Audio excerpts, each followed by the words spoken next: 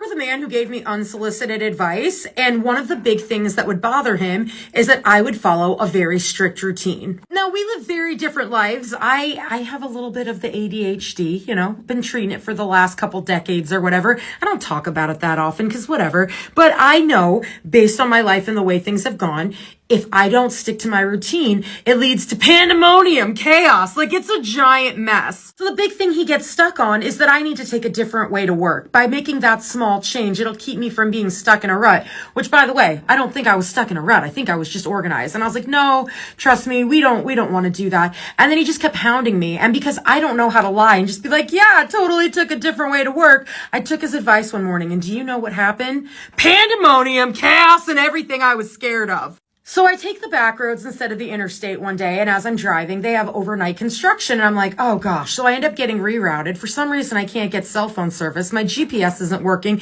This was like a decade ago, so it was a different time. They didn't work as well on the Google Maps as they do now. So I'm trying to figure out how to get where I'm going. I lived in a different city, and I end up approaching police tape, caution, do not cross. They end up rerouting me again. I'm out in a neighborhood. I don't know where I am, and that's when I spot a wiener dog running by itself on the sidewalk. This wiener dog looks hungry, and I have a very special place in my heart for wiener dogs. And I also have a loaf of bread in my trunk because I'd gone grocery shopping the day before, and from my parking garage to my apartment couldn't carry all the bags, and that's the one I decided to leave behind. So I end up parking my car on the side of a dark road early in the morning, chasing a wiener dog through the streets of a neighborhood that I don't know, trying to feed it white bread. Why white bread? I don't know. It's all that I had. So here I am, like a crazy person, wandering the streets, just waving bread at a stranger dog. Somebody comes out of their house and they say, why are you yelling at my dog? And I say, I'm so sorry. I saw their ribs. I thought they were hungry. Then they think I'm insulting their dog. They're giving me a weird look. Plus, I work a job that's very early in the morning, so it's still dark outside.